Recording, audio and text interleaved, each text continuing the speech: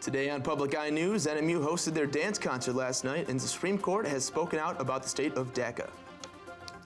Caleb Rydell will have a look at our forecast, and Max Stevens has the details from last weekend's NMU series against Michigan Tech. Hi, I'm Jillian Wormliger. And I'm Anthony Cilia, and you're watching Public Eye News.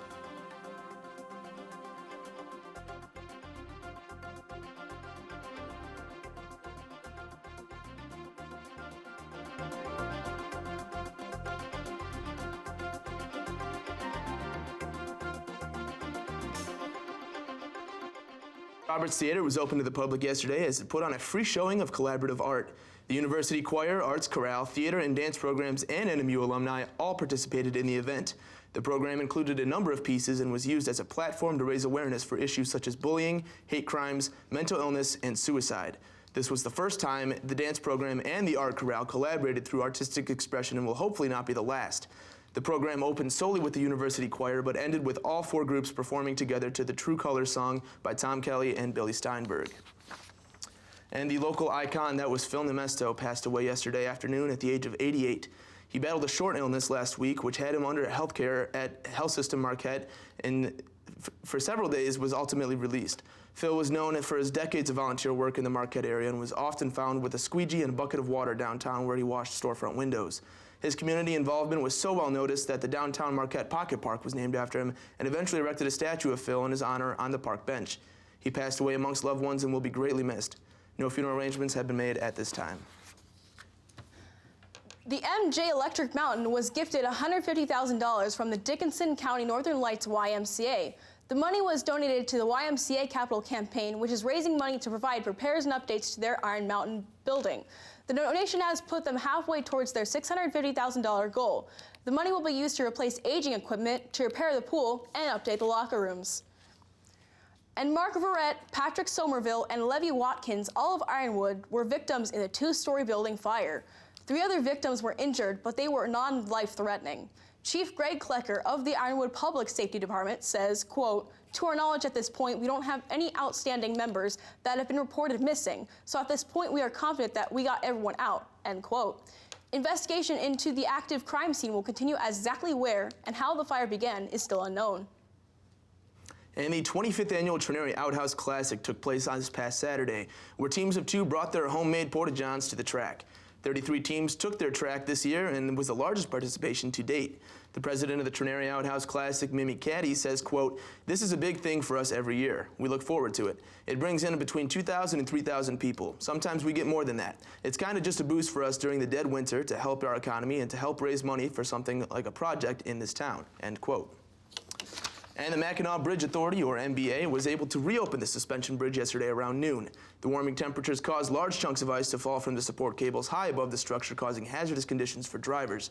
MBA steeplejacks were able to scale the cables and knock loose some of the ice that was at risk of falling and deemed the bridge safe enough to cross. Due to upcoming summer forecasts, this bridge is predicted to close down temporarily again over the next couple of days. And after the break, we'll be back with your national and international news. Stay tuned. Americans don't have ties of blood. We're not all one ethnic group. So what does hold us together as a society? It starts with us, regathering ourselves around values, experiences, stories about what it is to be an American.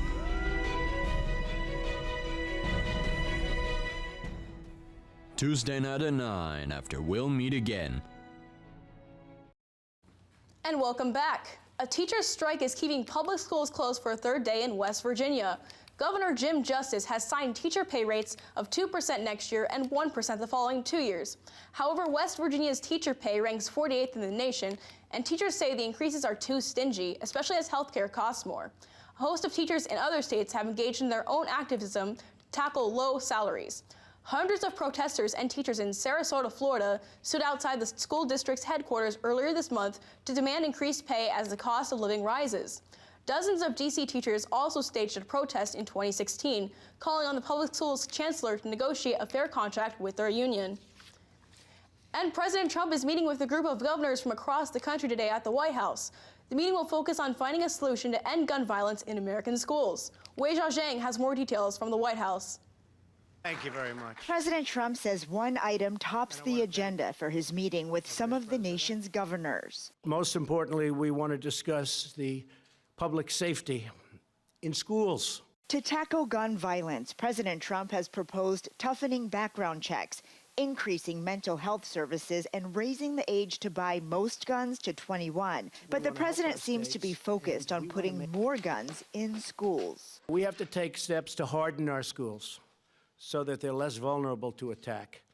This includes allowing well-trained and certified school personnel to carry concealed firearms. Some of the nation's governors don't agree with the idea. Educators should educate, and they should not be foisted upon this responsibility of packing heat. The president's call to arm teachers will be heavily debated on Capitol Hill as Congress gets back to work this week. We've labeled all of our schools as gun-free zones. We need to take those labels off. Once you are in the position of hoping that a school security officer or a gym teacher decides to take a pistol to somebody with a military-style assault weapon, public policy has failed. Students calling for an assault weapons ban are expected to make their case directly to lawmakers on Capitol Hill today. Weijia Jiang, CBS News, the White House. And Louisville is nicknamed the River City for nothing. Saturday brought nearly 3 inches of rain to what was already one of the wettest weeks and even months in the city's history. The Ohio River rose 20 feet over normal levels, and which left residents stranded, cars submerged, and local homes waterlogged. The scale of the damage has not been fully assessed yet due to current water levels, but Mayor Greg Fisher says that he will be asking the FEMA agency for at least $2.7 million for damage repairs. And a victory for dreamers and a setback for the Trump administration is the ongoing battle over the future immigrants brought to this country illegally. Mola Lenghi has more from the Supreme Court. The nation's highest court rejected a request from the Trump administration to consider the fate of the DACA program before an appeals court took up the case. I think everybody in this room wants to help with DACA, but the Supreme Court just ruled that it has to go through the normal channel, so it's going back in. The Supreme Court's decision virtually ensures that the controversial program will remain in effect past the March 5th deadline imposed by the Trump administration.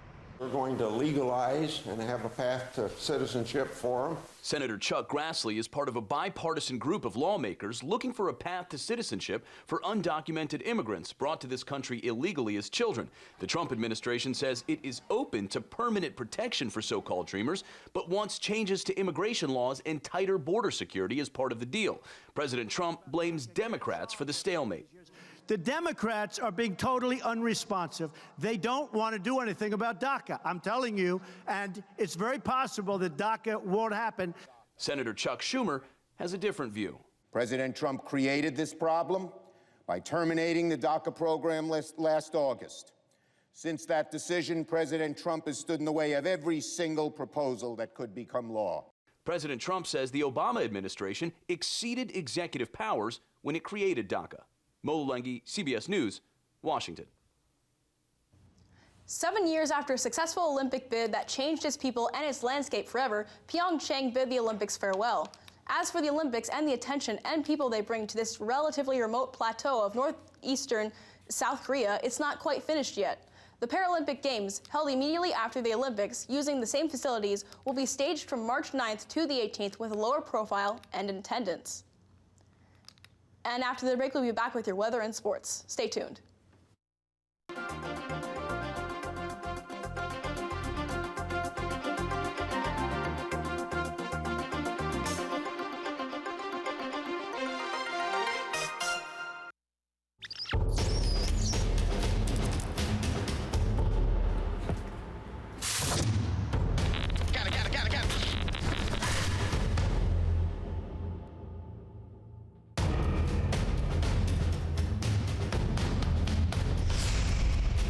It ain't never been a rat problem in Baltimore.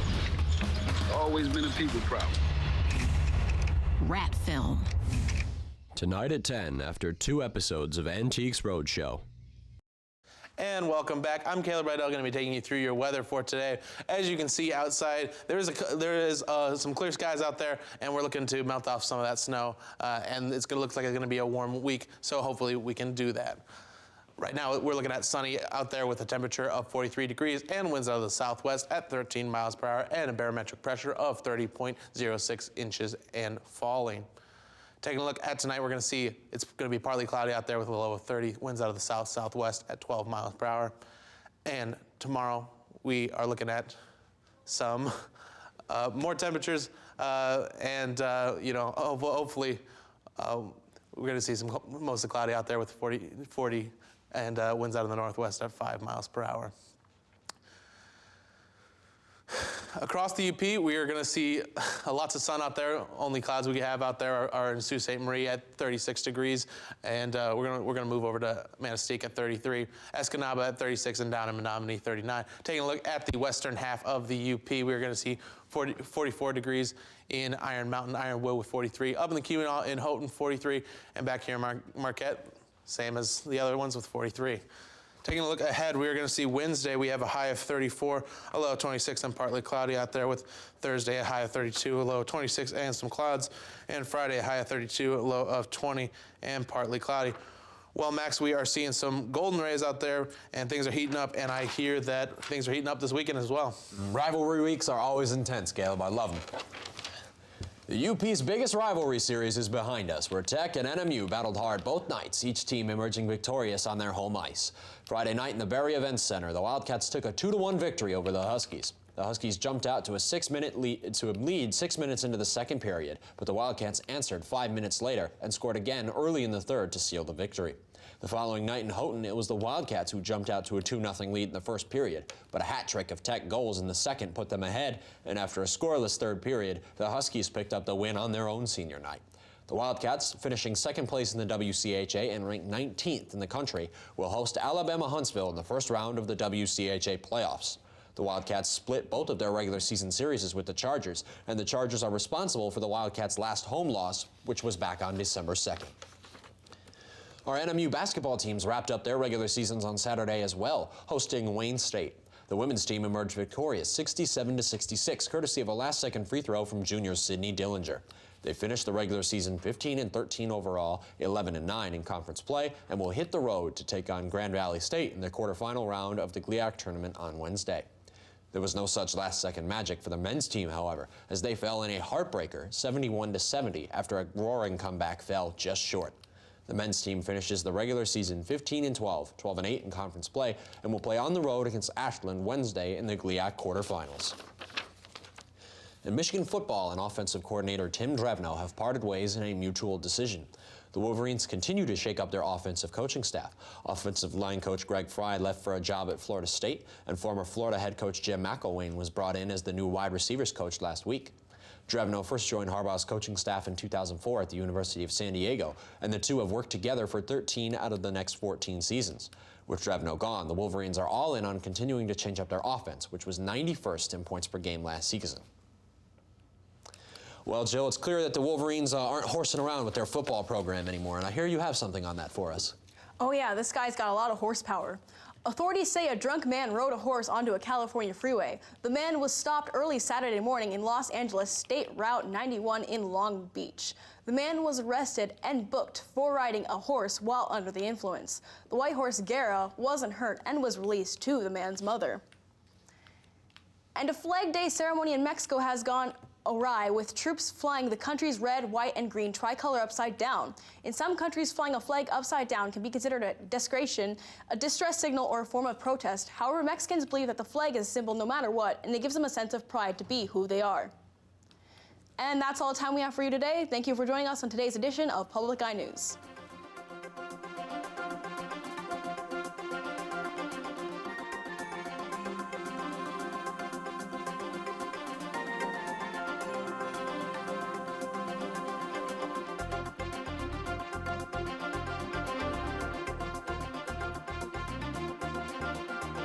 The preceding program was produced in studios located in the Edgar L. Hardin Learning Resources Center by WNMU-TV, Northern Michigan University Public Television.